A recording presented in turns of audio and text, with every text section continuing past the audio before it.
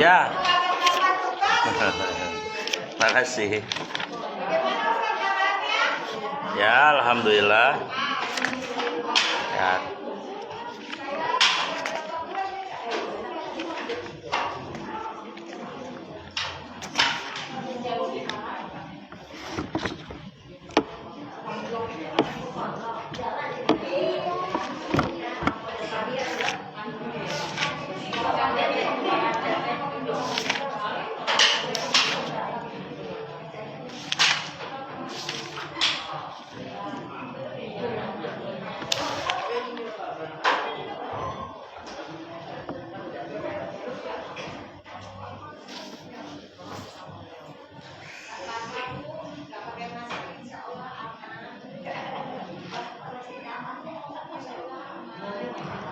Tes.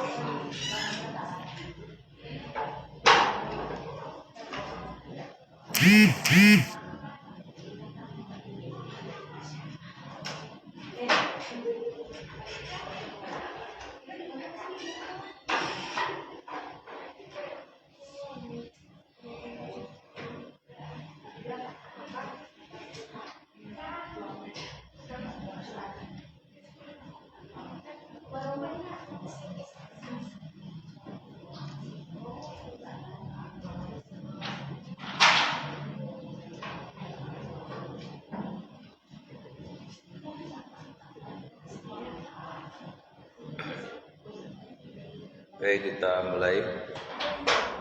Bismillahirrahmanirrahim. Assalamualaikum warahmatullahi wabarakatuh. Apa? Oh, keluar ya?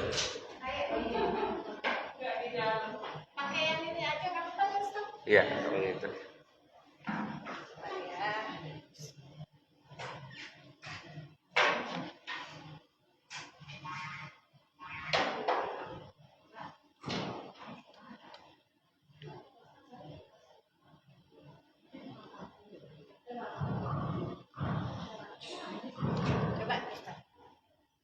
Tes. Assalamualaikum. Ya.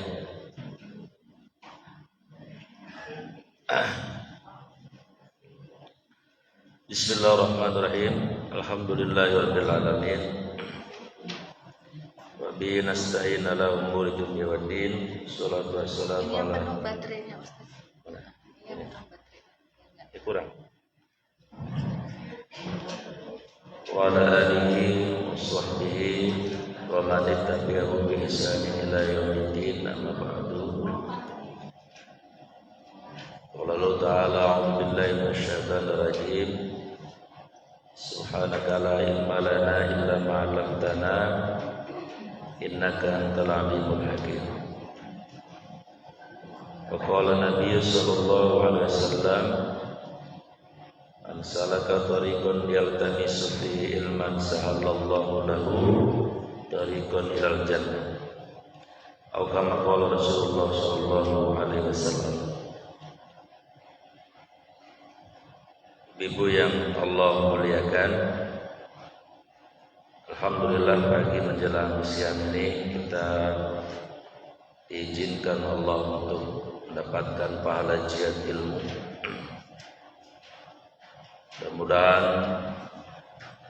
pertemuan ini Allah ridho dan menjadi perbendaharaan pahala jihad ilmu buat kita semuanya. Salawat dan salam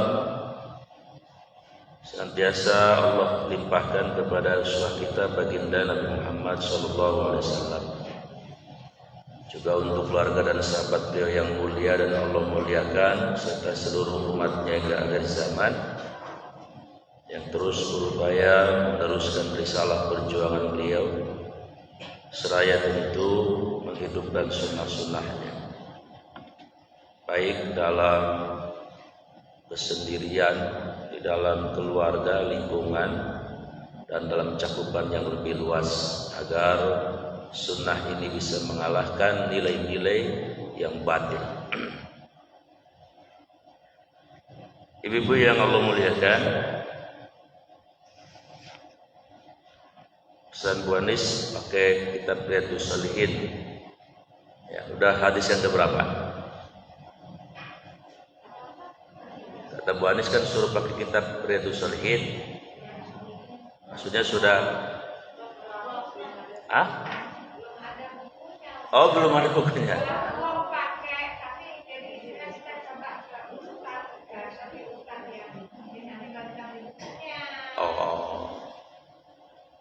Jadi belum berarti ya. Saya kira sudah jalan tuh dan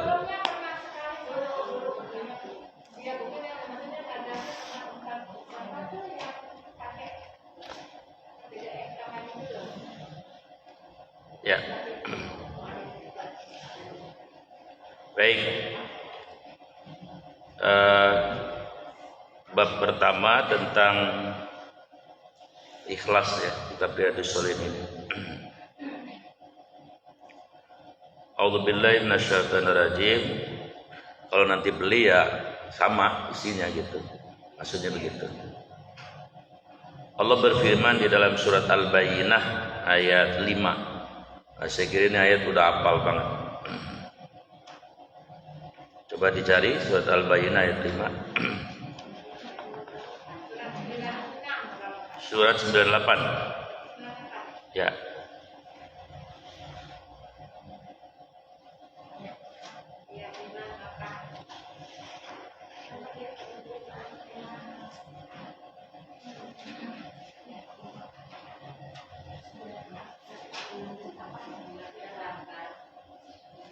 Surat 98 ayat 5.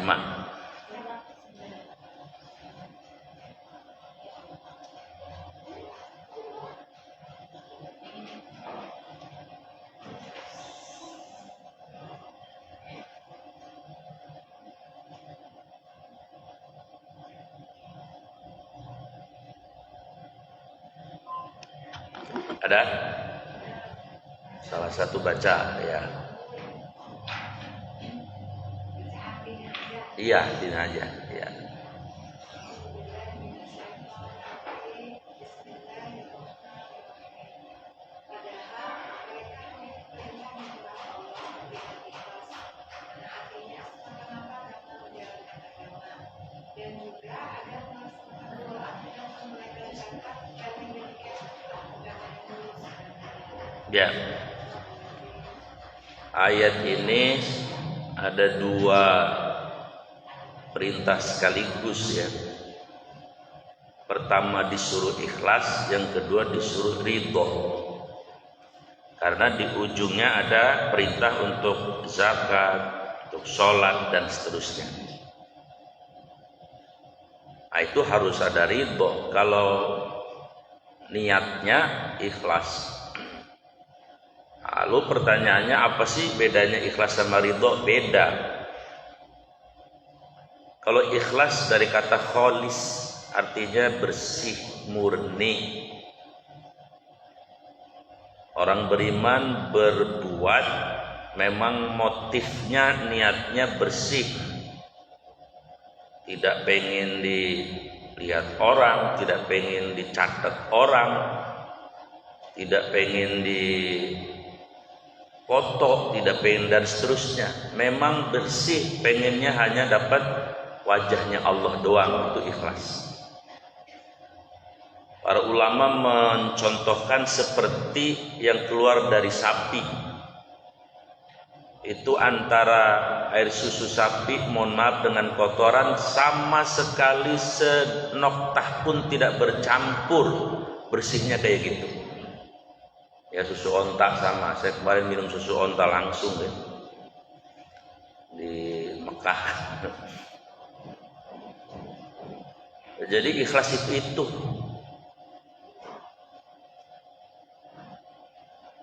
pekerjaan ini berat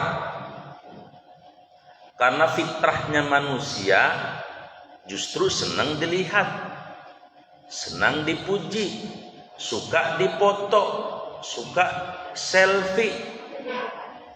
Itu fitrah. Bukan ibu-ibu jelupang saja, mau bojong renget kayak Ciputat, Ciledug, Cikokol sama baik. Apalagi para wanita yang fitrahnya senangnya dipuji. Luar biasa. Kalau dipuji hidungnya rada-rada aja megar gitu. Nah, kalau ikhlas kebalikannya. Itu ikhlas. Nah, kalau ridho apa? Kalau ridho mah rela menerima diperintahkan apapun sama Allah, saya rela ya Allah, itu kira-kira. Dilarang rela, diperintah rela, suruh apapun saya rela, itu namanya ridho. Cuman ridho ada 5 macam. Ridho ada 5 macam bentuknya. Kalau mau dijabarkan ini. 1, ridhonya orang beriman terhadap Allah sebagai Tuhan, Islam sebagai agama, Nabi Muhammad sebagai Rasul. Maka sering dilantunkan dengan kalimat raditu billahi robba, saya ridho Allah sebagai Tuhanku, wabil islami dina, Islam sebagai agamaku, wabi Muhammadin nabiyya wa rasul, dan Nabi Muhammad sebagai nabi dan rasul.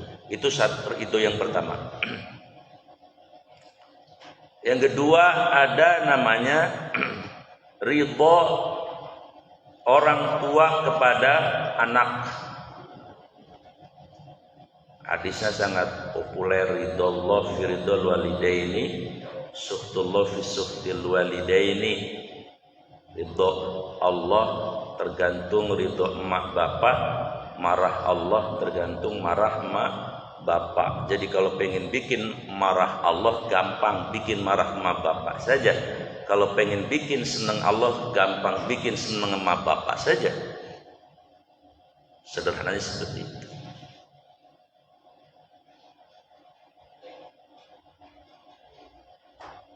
Orang tua mendingan tidak dikasih apa-apa daripada disakiti. Lebih sakit lagi kalau ada anak lebih kencang suaranya dari ibu bapaknya. Apalagi sudah seumur-umur mami kayak gini, itu sudah tidak terlalu penting materi ya. Tapi say hello dari anak cucunya itu yang lebih dibutuhkan. Jadi yang kedua, ridho orang tua kepada anak. Anak kepada orang tua, orang tua kepada anak? Anak kepada orang tua. Nah, yang ketiga, ridho seorang istri dari suaminya. Ridho seorang istri dari suaminya. Ridho fisiknya, ridho penghasilannya, ridho sikap perilakunya, ridho mohon maaf ngoroknya.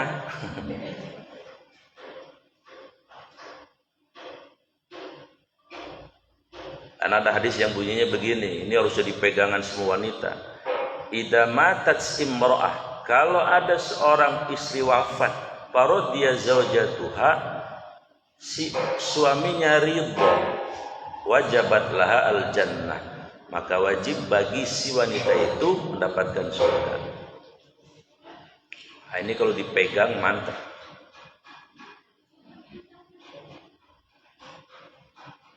Maksudnya bukan istrinya meninggal lalu si suaminya nyukurin, syukur bini saya mati, bukan. Justru dia kehilangan.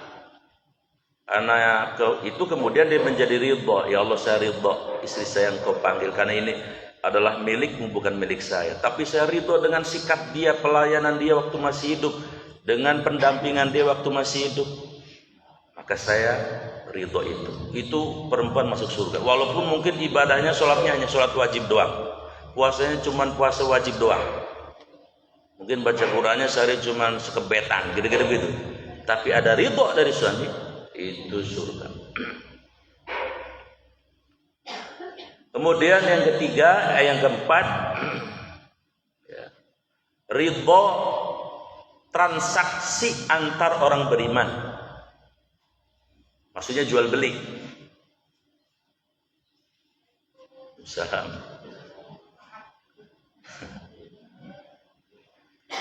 Sumpama saya beli aqua sama Bu Anis, sebelum clear ini harga, silahkan tawar menawar.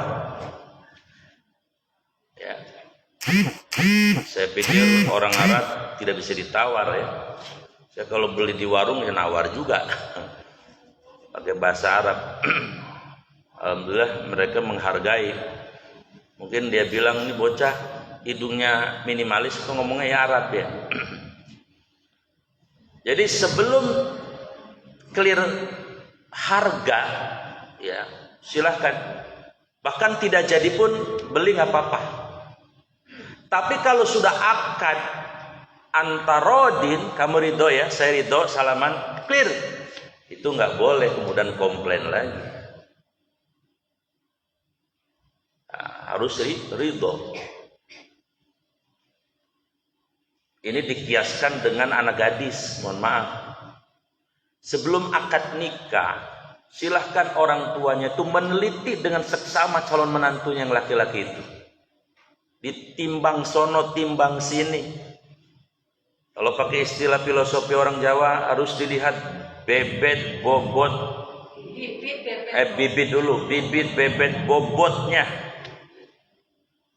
Tapi kalau sudah akad, terima, harus ridho. Ternyata mantu saya ini tukang mancing rupanya ya. Itu udah jadi mantu bagaimana? Ini sudah ridho. Mancing apa dulu ya? Kalau mancing pialang ya.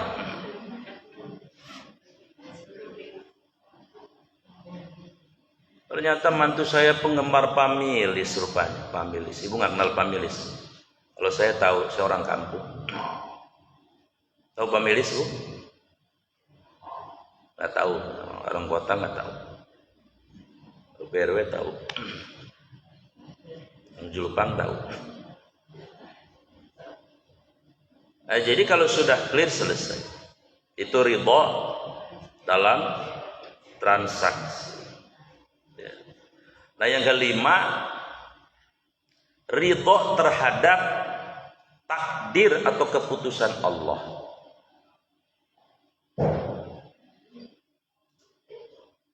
Ridho dengan keputusan Allah. Kita tahu takdir ada dua macam ya.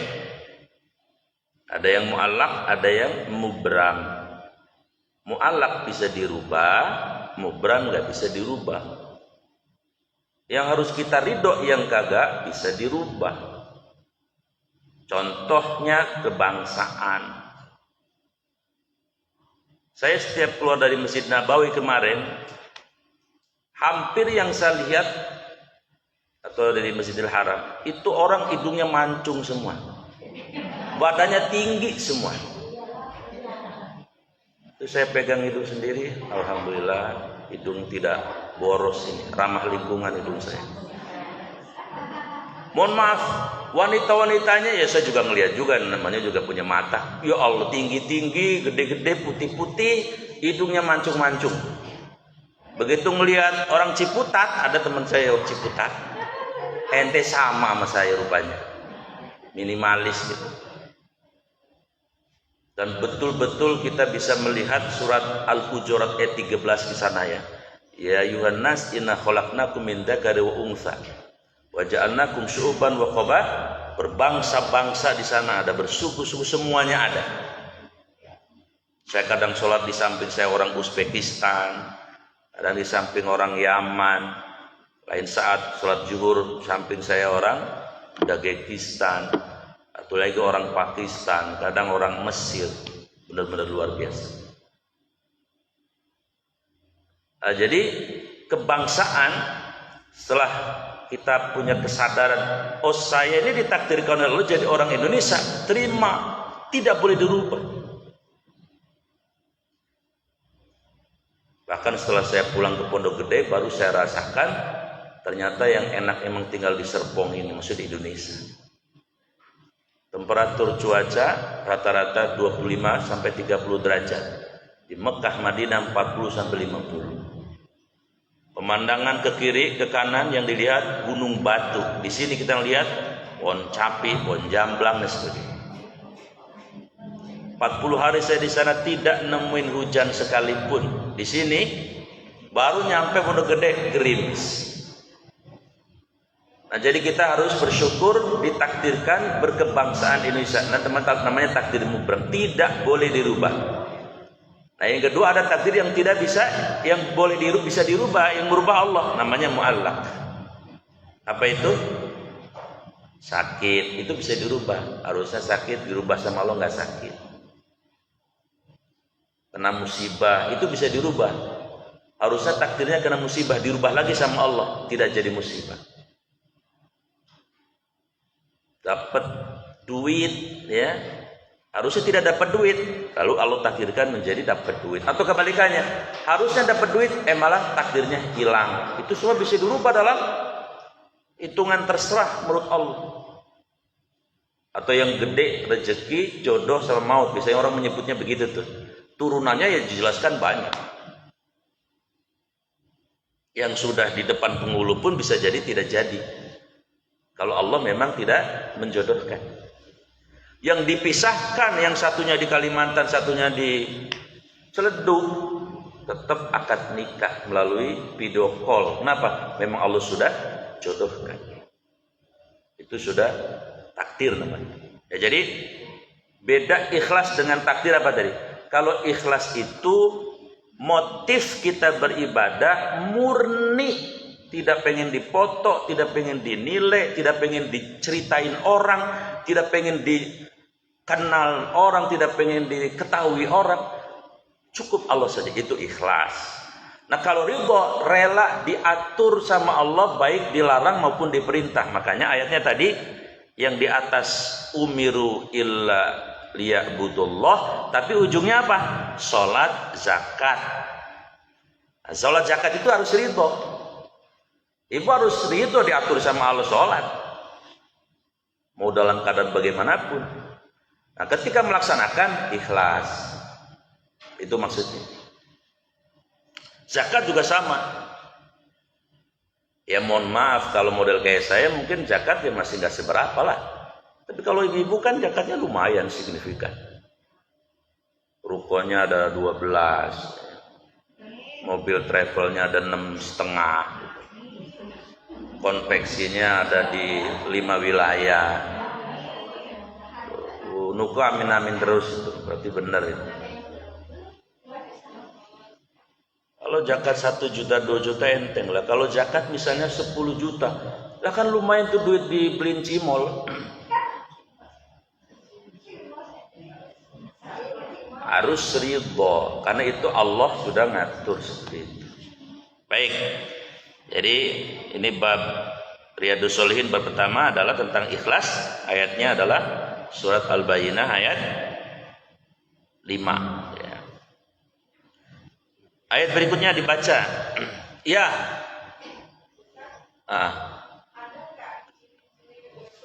Ya.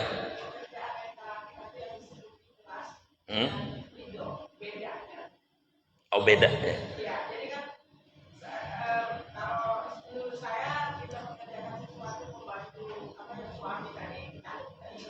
Ya.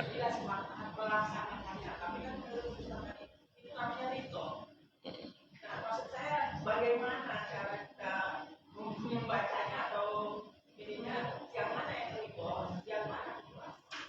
Kalau ridho, kalau ikhlas belum dikerjakan. Kalau ridho sudah dikerjakan. Gue mau membantu suami, niat dulu dong di hati kan. Nah, niatnya apa? Ikhlas enggak? Kan sebelum dikerjain. Begitu ngerjain, ya saya ridho ngerjain ini gitu. Itu bedanya. Ya, ikhlas itu sebelum. Pelaksanaannya itu ridho. Melaksanakannya itu ridho. Luar biasa. Ini Bu Ambar ya? Lama nggak ketemu Bu Ambar. Baik, kita baca surat Al-Hajj ya, masih bab 1 ya tentang Riyadhus Shalihin, ya, tentang ikhlas, surat 22 ayat 37.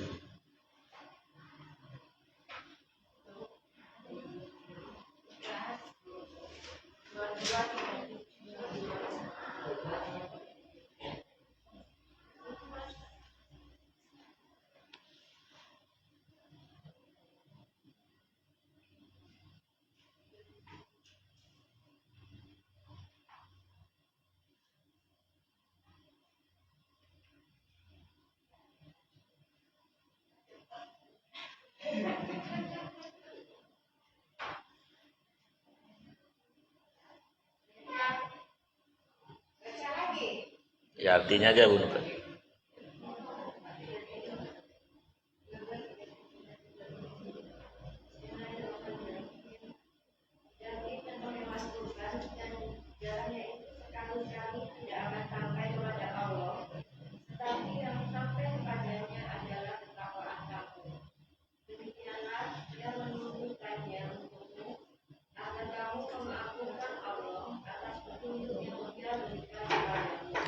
Ini makna takwa.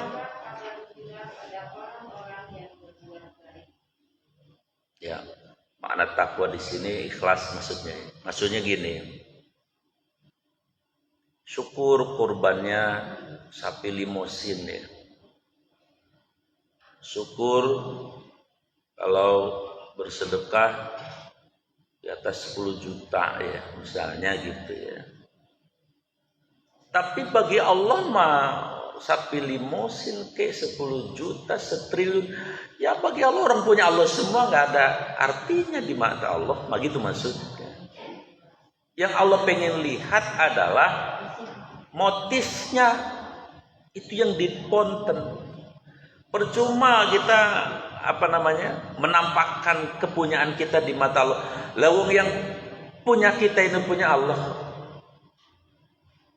Kemarin Bu, mungkin ada yang kenal ini, tukang sayur depan rumah saya namanya Bude.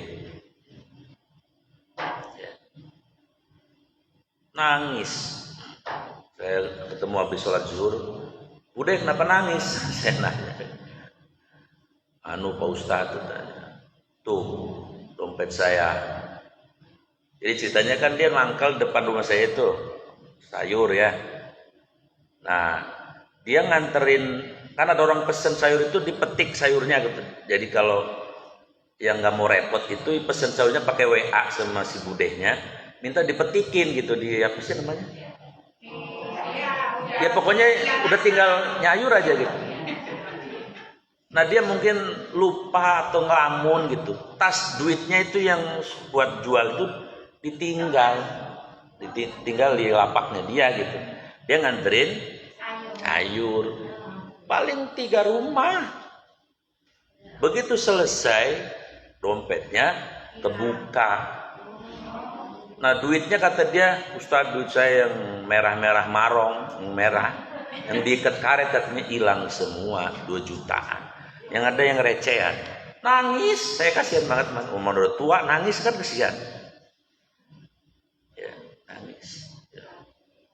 Ya, jadi maksud saya begini, bahwa kalau si Bude ini faham, sebenarnya Allah sedang mendidik beliau, sedang mengajarkan kepada beliau bahwa semua yang ada di sisi manusia hakikatnya cuma titipan. Maksudnya begitu sebetulnya. Mudah-mudahan beliau memahami itu.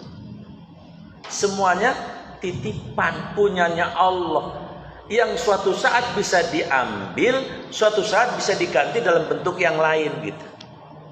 Ini dikaitkan dengan materi kita ini. Allah tidak butuh sapi limosin, tidak.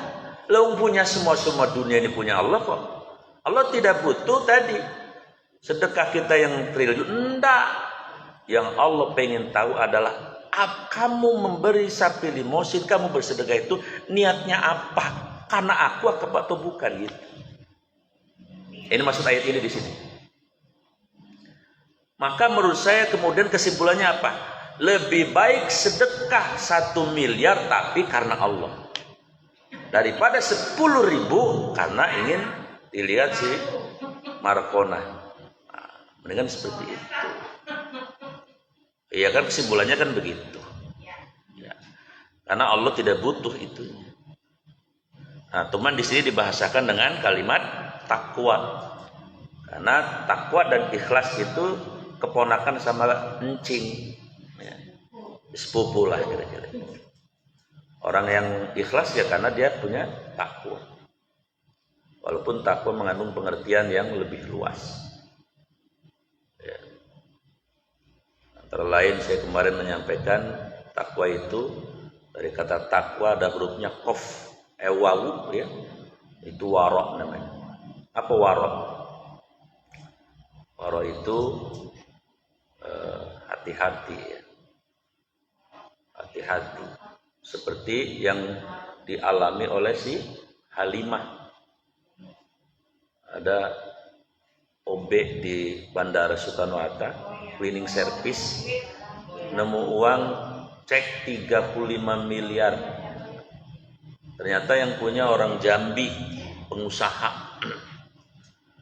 Si Halimah ini juga bukan orang yang buta huruf, dia ngerti.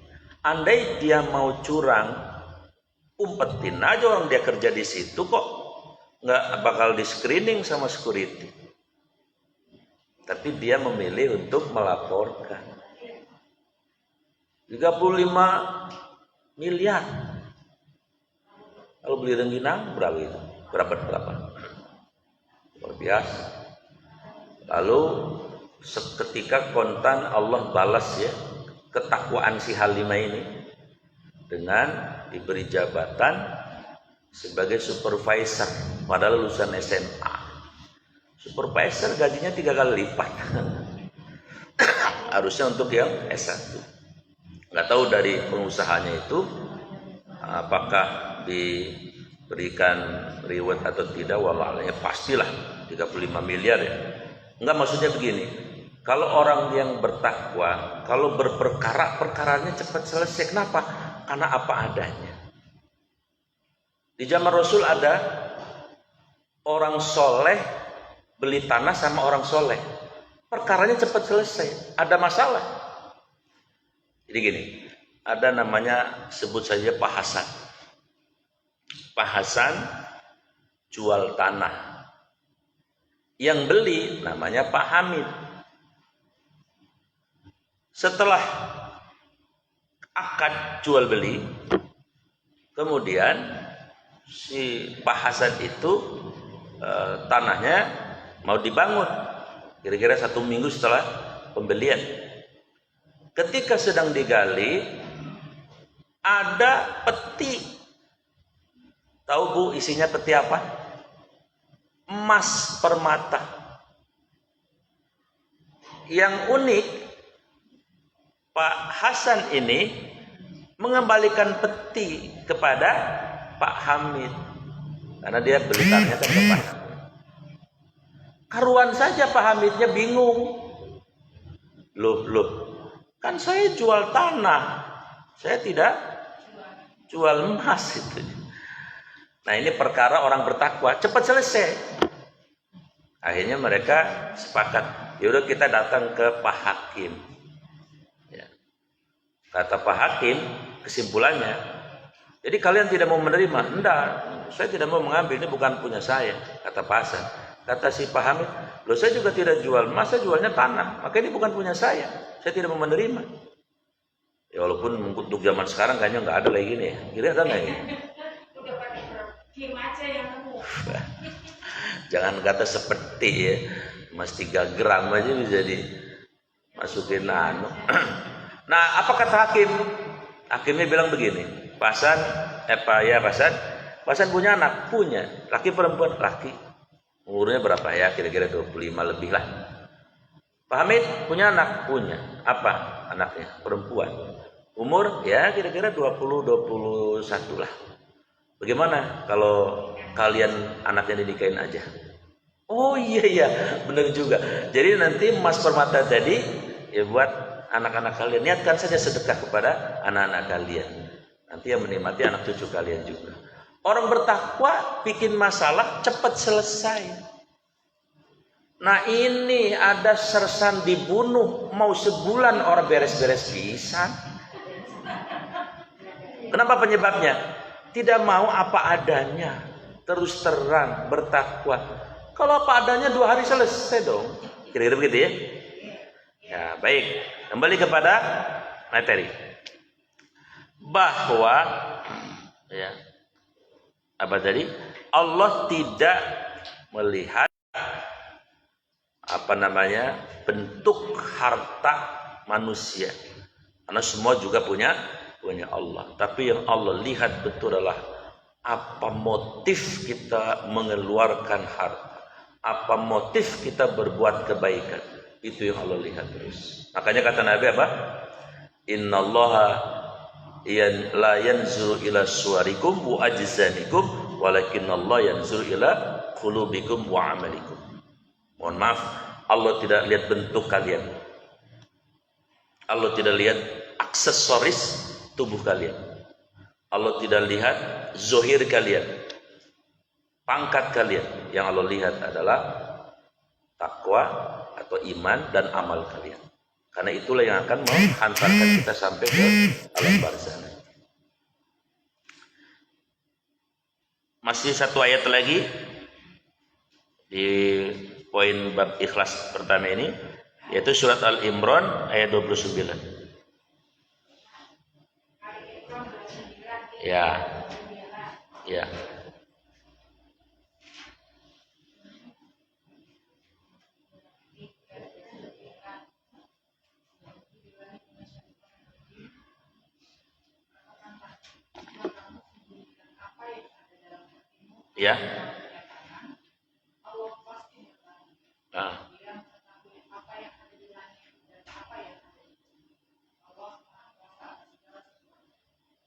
Ini ayat mengandung 3 pengertian. 1, hati kita akan dihisab. Hati kita akan dihisab. Hati itu kan sesuatu yang bolak-balik kan Ibu ya. Ini sekarang kadang-kadang lagi senang, ntar sore belum tentu senang. Itu hati. Bolak-balik. Nah sayangnya hati ini harus dijaga. Kenapa? Karena akan dihisab hati. Cuman ini bukan pekerjaan malaikat, ini langsung Allah. Jadi jiwa ini, hati yang ada di dalam ini, itu ada nanti ada filenya. Makanya harus dijaga. Ada plastisnya. Bu Anis sama Bu Nuke jaraknya paling 1,5 meter. Bu Nuke tidak ngomong sama Bu Anis tidak ngomong sama Bu Nuke. Yang ngomong hatinya mereka berdua. Saya nggak tahu Bu Nuke ngomong ke Bu Anis ngomong apa, Bu Anis ke Bu Nuke ngomong apa, tapi itu dihitung sama Allah. Maksudnya itu nih ayat. Ya kadang-kadang kan begini, spontan ya, begitu nengok, ya jilbab matching bener. Padahal nggak diucapin. Iya maksudnya.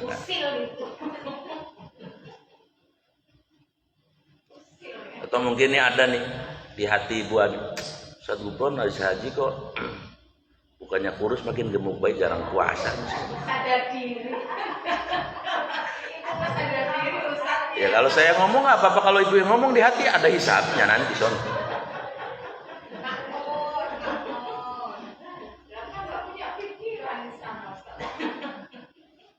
Maaf ini Bu Yuli ya? Kenapa di situ Bu? Masya Allah. Ya jadi mohon maaf ya Bu. Kan kaum wanita tuh senangnya main perasaan. main hati gitu kan ya. Itu makanya kan la yanfa'u malun wala banun illa man atallah biqalbin salim. Suatu hari nanti Allah tidak peduli dengan harta kalian. Harta tidak berguna, anak tidak yang berguna adalah hati yang selamat. Berarti kalau begitu, sebelum kita menghadap Allah, hati kudu diselamatin. Karena dihisap ini ayatnya. Maksudnya kita ajarin hati kita supaya positive thinking terus lah, kira-kira begitu gampangnya. Mau orang hidungnya mencong kek, mau orang pengkor kek, apa urusannya? Bu Ambar lagi ngantuk. Nah, kalau hati kita nggak dijaga, ngaji ngantuk mulu kan gitu. Enggak, maksudnya bukan Bu Ambarnya, tetangganya. Iseng di hati maksudnya ngomong gitu kan. Ada hitungannya. Tapi ini strategi Ustadz supaya bangun. Diucapkan supaya nggak pernah di hati. Enggak, ya benar. Kalau saya kan ngomong langsung asli kan, daripada di hati dihisap. Jangan ngomong dalam hati ya.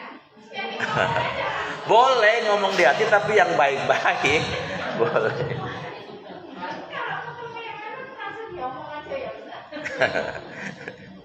Kalau Bu Ani orang Jawa Timur memang apa adanya, biasanya egaliter. Ya, Betawi Jawa Timur itu biasanya apa adanya.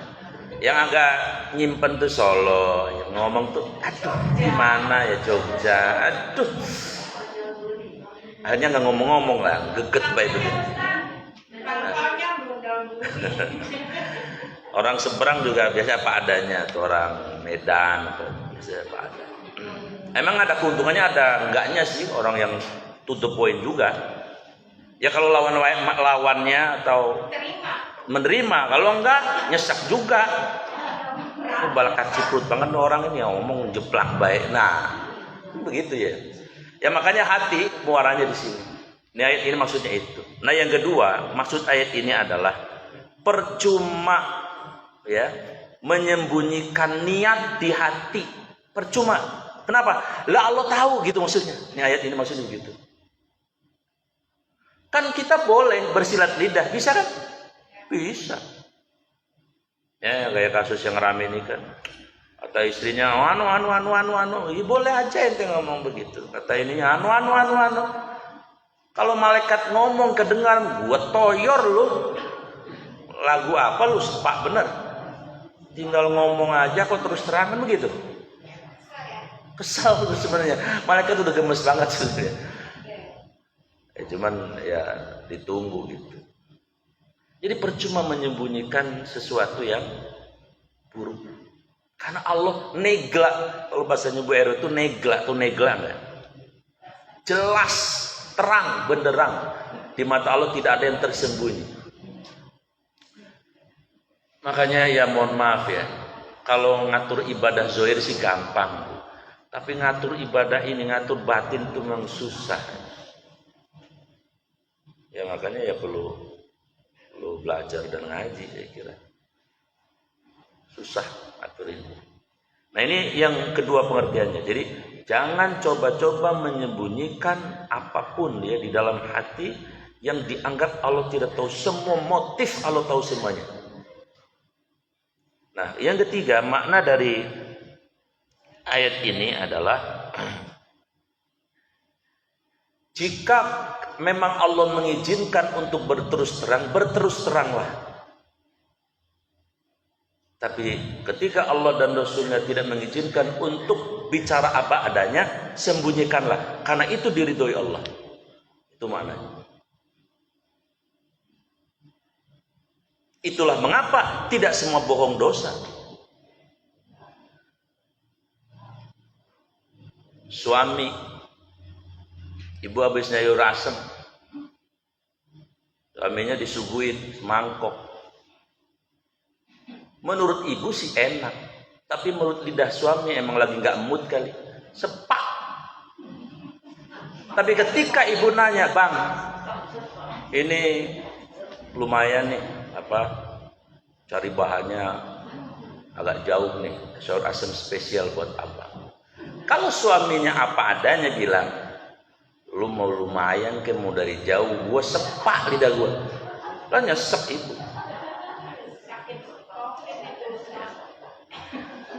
Maka di peristiwa seperti ini dibutuhkan bohong. Tapi bohongnya malah diridhoi Allah. Bagaimana rasanya sayur asem bang? Top. Enggak ada duanya. Enggak ada duanya pokoknya. Tapi dalam hatinya dia nambah Ustaz tidak enak. Iya nggak apa-apa justru itu. Hati yang bisa. Tapi hatinya. Iya justru itu diridhoi Allah tadi. Kebohongan yang seperti itu. Bohong yang begitu. Itu Dan hatinya nggak sama, tapi diridhoi. Nih, Bu Nuke punya teman, maaf, katakannya namanya si Tuti. Si Tuti dicari sama si Ida, mau dibunuh. Si Ida nyamperin ke rumah Bu Nuke. Pedang udah di atas tangan. Mana si Tuti Bu Nuke? Barusan ke Parung. Nih getek. Padahal si Tuti nyelempet di pendaringannya Bu Nuke. Bertentangan kan di hati kan? Di hati bertentangan nggak? Padahal mah ada ya. Tapi bertentangan yang seperti itu diridhoi Allah, maksudnya gitu.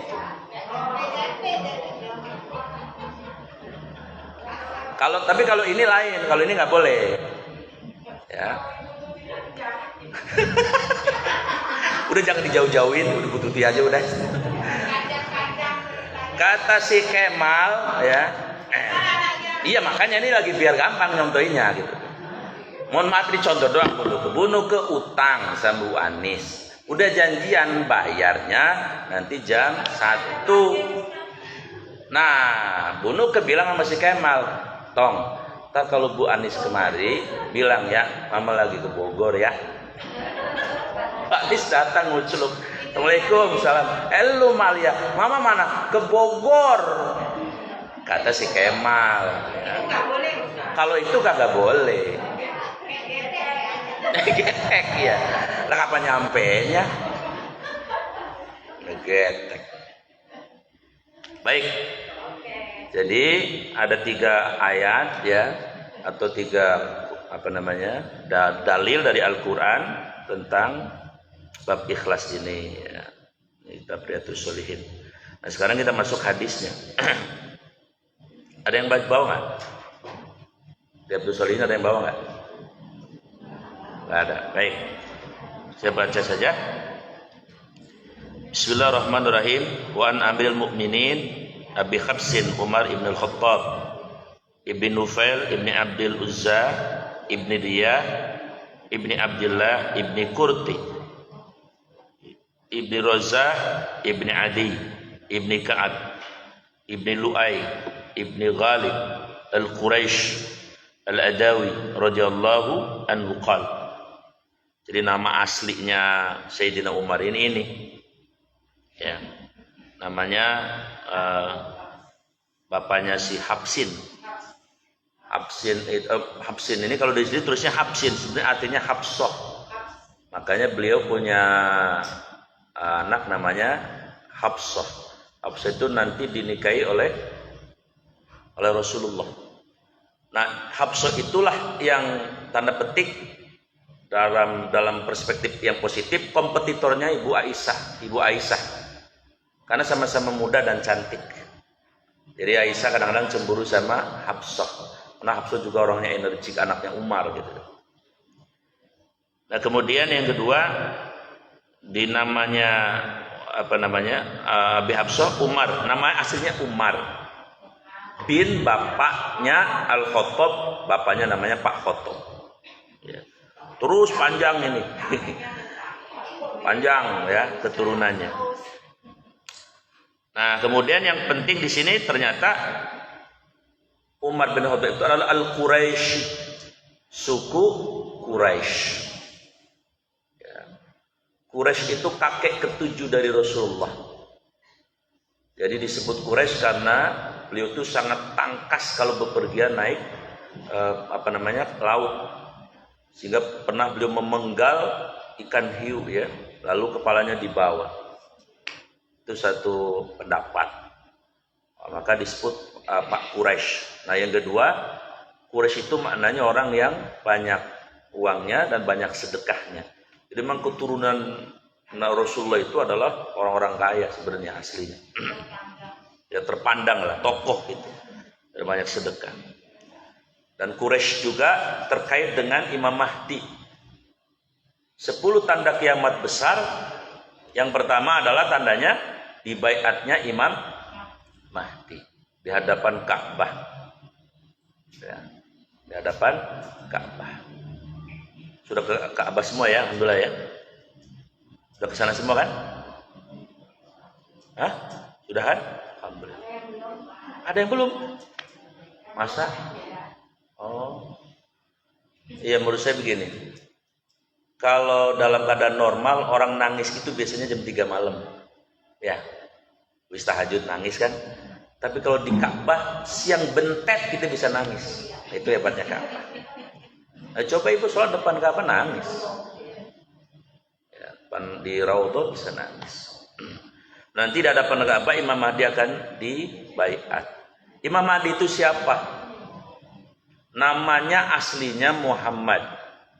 Bapaknya juga Abdullah. Cuman gelarnya kalau Nabi Muhammad SAW, kalau Imam Mahdi gelarnya adalah Al-Mahdi. Sukunya Quraisy.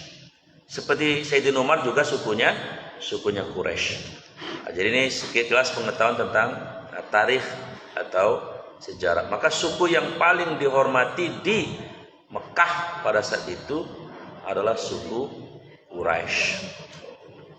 Kalau di Indonesia adanya bukan suku yang paling dihormati, suku yang paling banyak orangnya suku Jawa.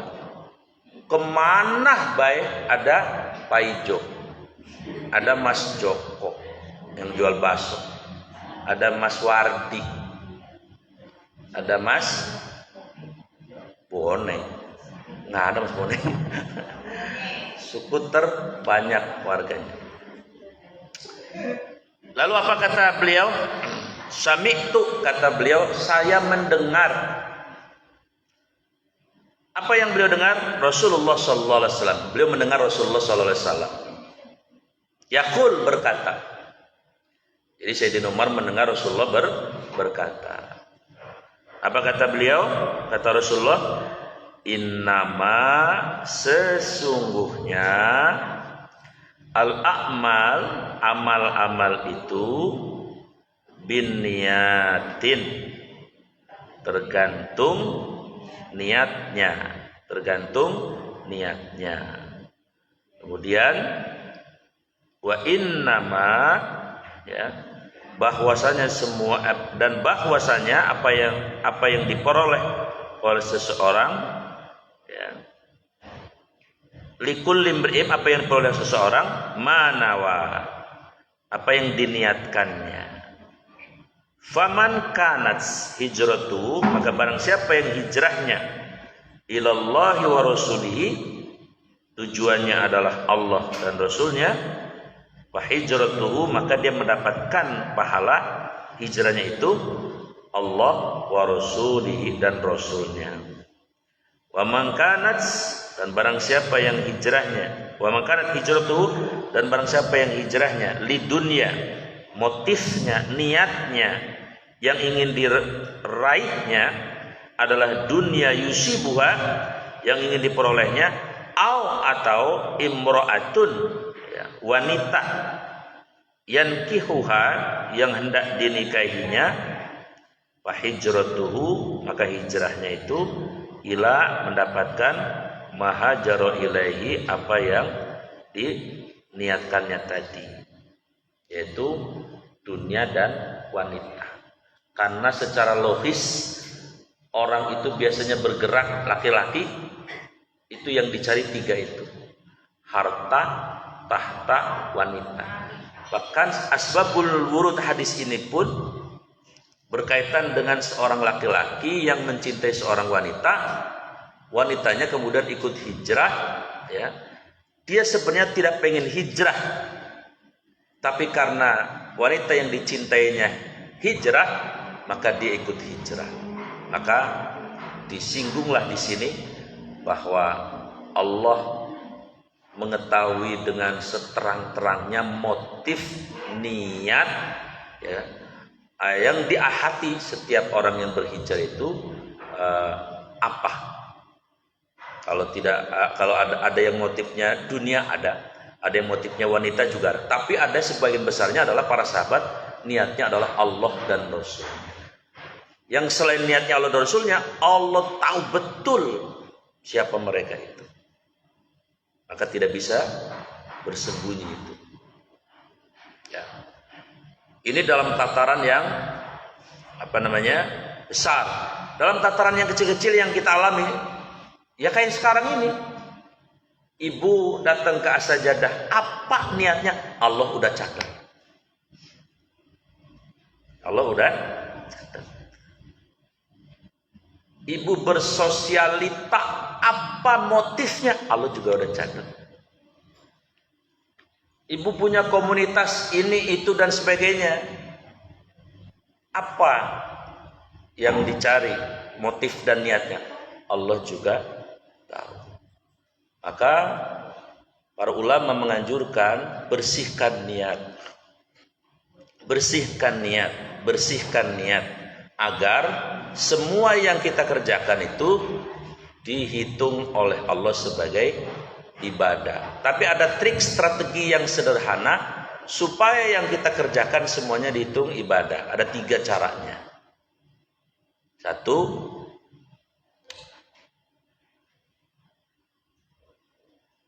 wiridkan ya surat Al-An'am 162 itu. Wiridkan itu maksudnya sering dibaca di hati.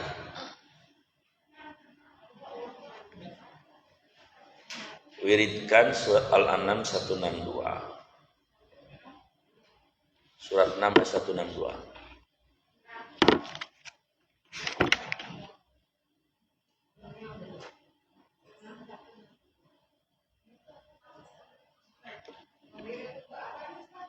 Wirid itu maksudnya sering dibaca di hati, sering di apa namanya?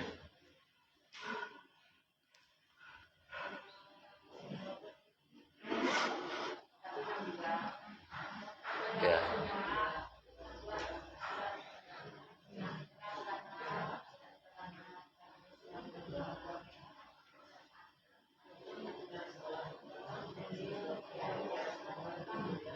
Maksudnya supaya 24 jam ini hidup kita ini dihitung Allah sebagai ibadah.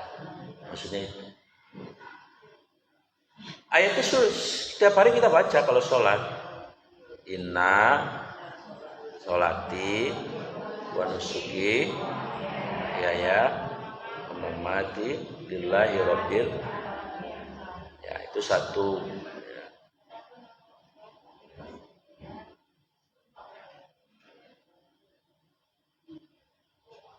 Yang kedua, wiridkan ihsan. Sering merenungkan tentang ihsan. Ihsan itu artinya anta buddha ka annaka tarahu fa illam takun tarahu fa innahu yaraka. Engkau beribadah seolah melihat Allah. Jika kau tidak melihat Allah, maka Allah melihatmu. Maksudnya itu. Ihsan itu namanya. Ihsan.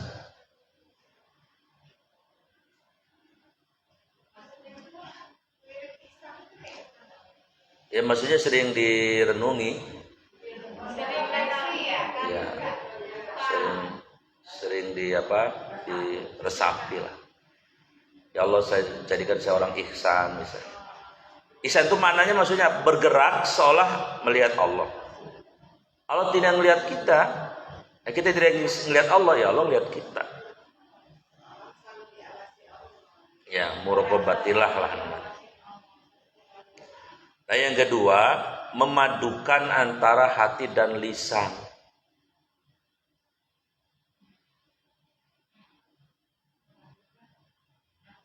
Hati dan lisan. Dalam hal niat gitu mas. Dalam hal niat.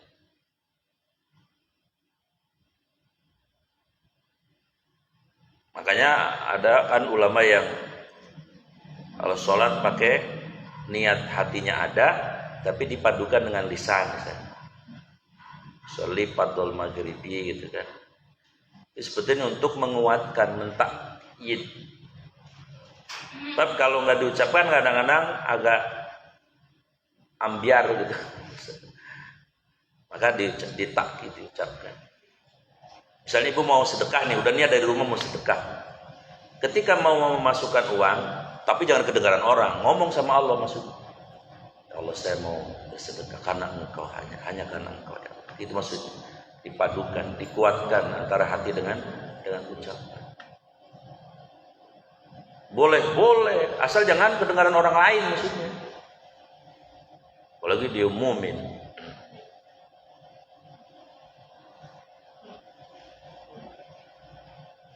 Ya, baik. Saya kira ini bab tentang Riyadhus Shalihin, bab pertama tentang ikhlas. Mudah-mudahan ada yang bisa diambil sebagai manfaat ilmu. Mungkin ada 1-2 orang lagi yang bertanya bebas apa saja. Belum saya tutup doa, kalau ada. Bebas.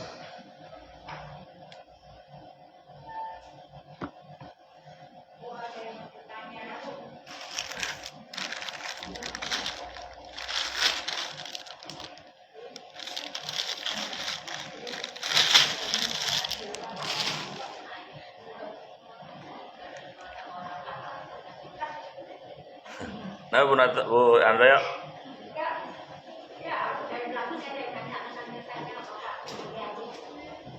Oh, haji.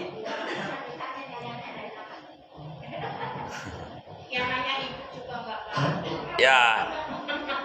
Baik. Masya Allah. Nggak nahan hidungnya, Bu. Jadi menurut saya haji itu pertama adalah jihad. Makanya Nabi mengatakan apa? Jihadun nisa al-umrah wal haji. Jihadnya perempuan itu haji. Kenapa? Karena tidak dibedakan. Tawaf 7 putaran, kira-kira 2,5 kilo. Laki-laki 2,5 kilo, perempuan 2,5 kilo. Sa'i 7 putaran.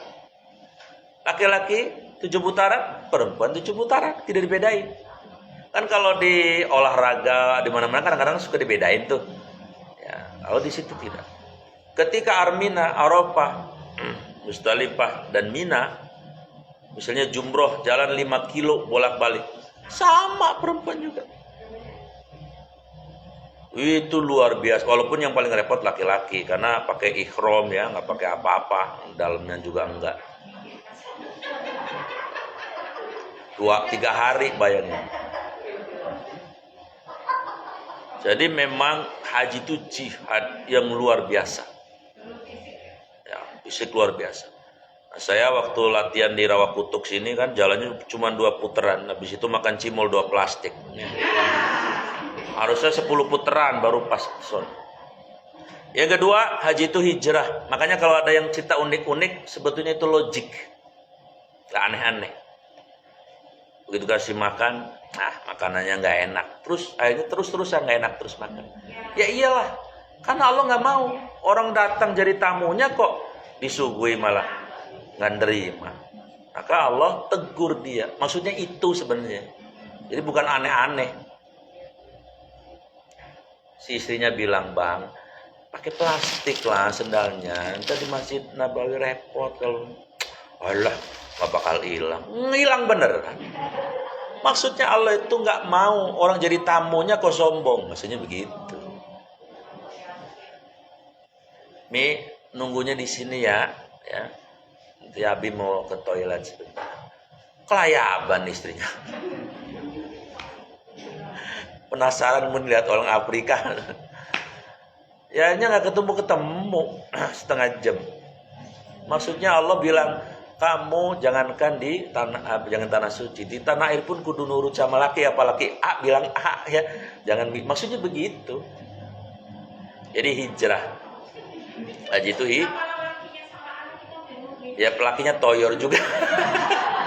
Ya lakinya pasti ditegur juga sama Allah, pasti ditegur juga. sekamar saya Bu, ada yang 5 hari nggak ngapa-ngapain. Ya ujian beliau, padahal dia kiai. Rupanya kakinya apa sih? Melepuh apalah pokoknya lah. Ya sebetulnya itu adalah Allah lagi sayang sama beliau. Mungkin ada apalah perasaan apa gitulah misalnya. Jadi memang kalau sudah jadi tamu Allah, ya ikuti settingan Allah semuanya, maksudnya begitu. Ada lagi yang emasnya hilang. Hanya yang dipikirin emas mulu. Ngajak masjid Merabai nggak mau. Ya rugi berat itu. Nah, jadi haji itu hijrah.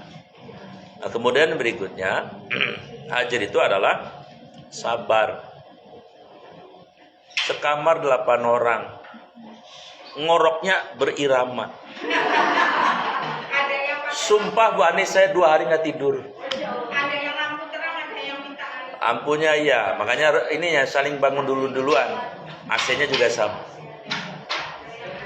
Karena di sana tidak boleh marah, tidak boleh ngeluh dan sebagainya, terima aja. 2 hari nggak tidur. Ngorok ada jazz, keroncong sama Melayu.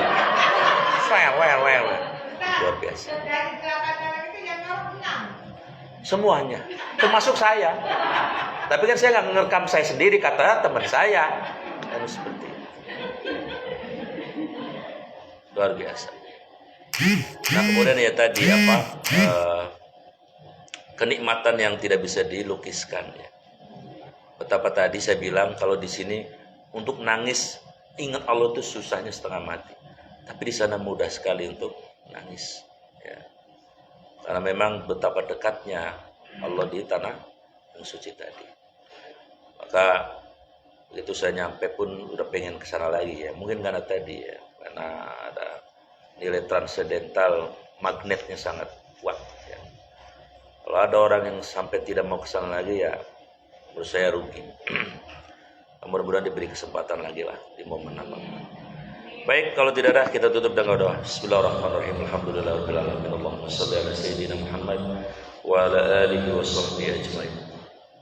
Allahumma ya Allah, inna sesungguhnya kami ya Allah, na'udzubika, berlindung kepadamu ya Rabb, minasyirki, dari berbuat syirik, mensekutukan ya Allah, wal kufri, dan dari berbuat kufur ya Allah, wal kibri, dan dari memiliki sifat sombong ya, wal hasadi, dan dari memiliki sifat hasad, iri hati ya Allah, wariyai, dari suka berbuat riya ya Allah, wasum'ati, dan dari suka berbuat sumpah ya Allah, wal kadhibi, dan dari berbuat dusta ya Allah, wal ghasad, dan dari berbuat menipu ya Allah.